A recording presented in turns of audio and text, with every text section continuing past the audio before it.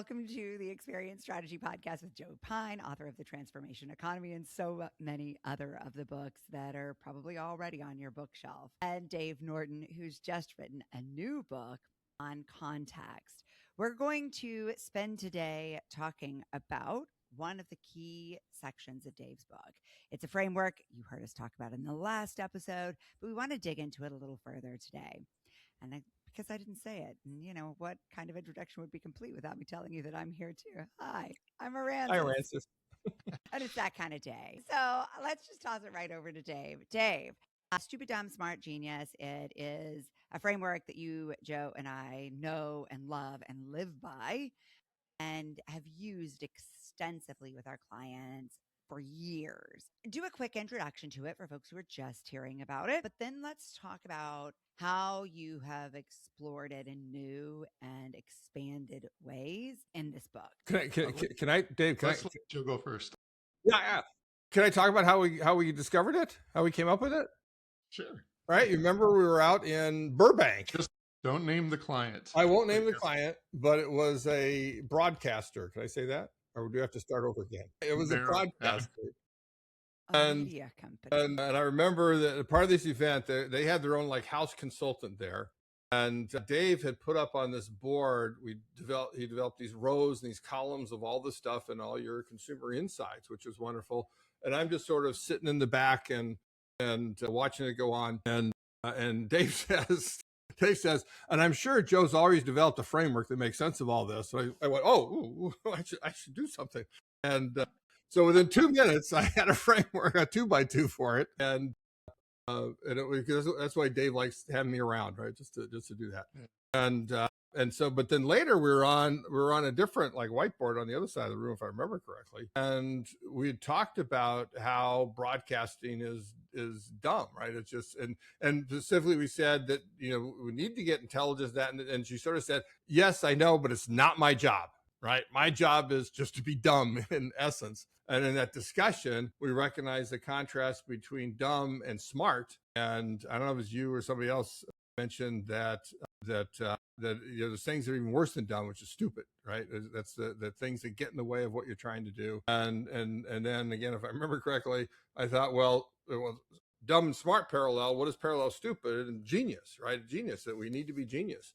And, you know, that was like, I don't know, 12, 15 years ago. Yeah, that's exactly it. Yeah, no, you were the ones like, let's extend this framework. Let's, you know, we've talked about dumb and smart. So you've got dumb broadcast TV. It's basically the information gets sent across, you know, your regular TV. And then you've got some OTA or some other kind of technology sitting on your TV. And that makes it so that you can send information back and forth. Right, and select what you want to watch now, right? Right. And it gets back to what situation am I in? What mode am I in for what I want to watch, right? Which is impossible with a single broadcaster. Yeah, and so we were looking at the difference between the two and what it meant. By the way, one of the things that they were worried about in terms of changing their model from broadcast to smart was that they would lose advertising, because advertising,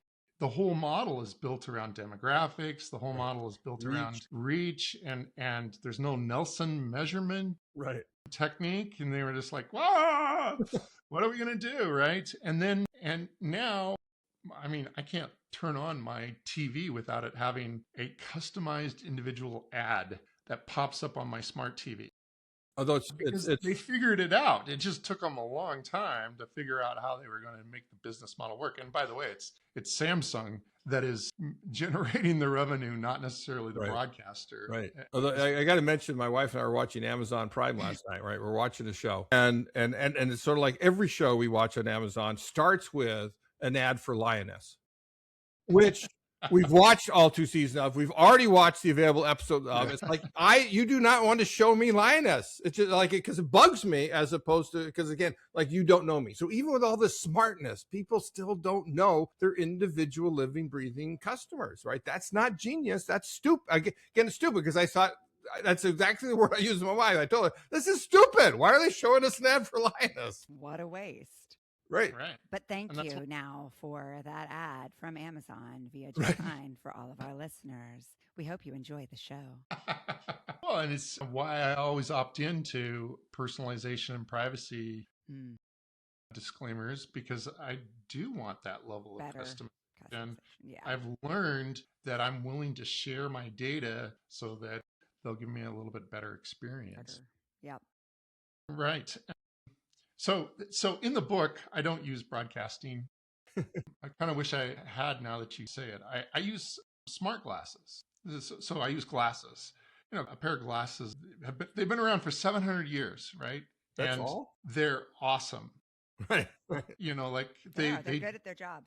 they're good at their job. We all three of us wear glasses. Joe wears his all the time, and they're Not when I golf, but now okay, interesting. But they're dumb. They don't have any data, but they do a great job doing what they're supposed to Right. do.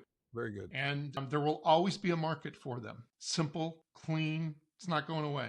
But then we now have some glasses that are starting to be smart. They may have like a audio component to them so that you can hear certain things. They may be connected to your phone in It different may be ways. a hearing device. Yes, right in your That, right in yeah. the frame itself, right? Mhm. So that's smart. Hearing aid. That's the word I was looking for. Yeah, I know. Isn't that weird? We knew that, Arancis. Right. And so That kind of day. that's great. And of course, there's going to be genius. I don't know that we've quite hit it yet. I use the Meta smart glasses as an example of potentially being genius, where it's capturing data and it's using that. And you can watch a show on your glasses, or you can take pictures and use that to help you navigate or accomplish different things. But of course, the negative of it is we've already experienced. Everybody remembers Google Glass from just, what was that, 6 or 7 years ago? And people hated Google Glass because it felt like it was all about the advertising. It was all about invasion of privacy. It was using data in the wrong way. Right. You remember what they called the users of them? I quoted in the book, but Right, I don't use I'll that let kind you- of I'll let you language say it on- then. Are they called glass holes? Yes. Glass. Right. And so there in one technology, you have all four of the categories that we were describing. And there's a business model for three of those. And there may be a business model for stupid too. You didn't mention what stupid glasses are, though. What examples you use of stupid They glasses? use data adversarially against Right. you. The Google glasses. Right. Okay. That's what Right, Google right. glasses I'm are. sorry, Yeah. yes. They're the stupid glasses. So it's very possible for companies to use artificial intelligence in ways that will hurt the customer, and that's stupid. So, but can we do the same thing for travel and leisure? That's the issue. Can we do the same thing for banking? Can we do the same thing for, like, do these principles apply outside of manufactured goods and services? And the truth of the matter is, yes, it works for the framework works for each one of these different industries. And I don't have the model memorized for each one, but we already did it for broadcast. So you can see it there, how it works, but it works in pretty much any industry. And it works with things that are delivered by humans traditionally, which I think is really interesting. And so it's easy to think about how it might work for things that are delivered by objects, because you've just given us this great example. And if we think about, okay, what do we deliver only by technology? And what are we really comfortable delivering only by technology? Okay, I think we can wrap our heads around that. But I do think it's harder when we move beyond something like media, which is delivered across the wires or the object, and we think about something like medicine or like healthcare in general, finance, etc. But the truth is, all of these human delivered services are now supplemented, ideally, by genius technology. And so that's where I think it starts to get really interesting on the per industry basis. Yes. So Healthcare is a great example. Like, like there is dumb healthcare. You go into the office, you You can sit fill out a down, form of information they already have. you fill out the same form over again. You talk to the doctor. The doctor gives you the prescription. You take the prescription. Like that. And it We doesn't know that mean that model. that's bad healthcare, to No, be clear. it Just doesn't. like the glasses. The glasses are doing a really good job just being glasses. And your family physician who is a GP and been doing it for your doing all the things for your family for years and remembers all the things about you. Awesome. This is not meant to say that that guy is dumb. It No, just it means has that nothing to that's do with the person. it means that that capability isn't informed by genius technology. Right. There's no context. There's no digital context. There's no data that's And being one of the contexts they Beyond the miss in human data. particular is how medicines interact with each other. And Mhm. sometimes you're going to your GP, your family doctor, sometimes like, I don't know, hematologist, neurologist, or rheumatologist, whatever it is. And they're each subscribing things, but nobody there has the entire context of everything that you're taking, plus your supplements Mm. that allow you to figure out there may be, an issue you're having, maybe because of an interaction of this stuff. Well, exactly. And so what would the genius version be? Well, you don't actually go to the office right away. The first thing you do is you hop on your Health AI. It knows all the supplements you're taking, your medical history. It's got the context, and it's able to anticipate.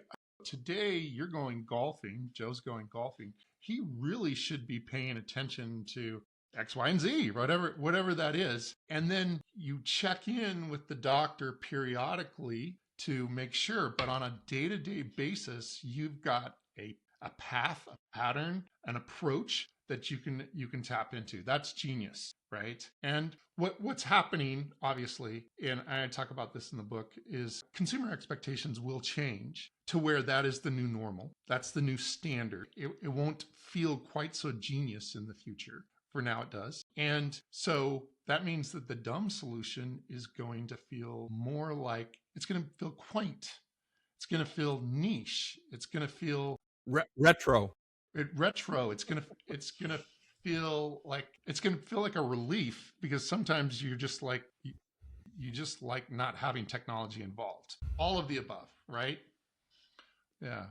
We get to choose, but it's about, again, our needs and our context and our choice. And if what you want is a genius solution, you should have access to this. All right. So this was a fun peek at one of the core frameworks in the book. We have 3 more mini-sodes coming your way, listeners, exploring and unpacking the other 3 core frameworks in this new book from Dave. So go check out the book in the meantime. Hit us back over on the Experience Strategist on Substack with your questions, and we'll be back very soon with parts 2, 3, and 4 of our Unpacking Context mini-sodes series. And we'll try to come up with a better name for it in the meantime.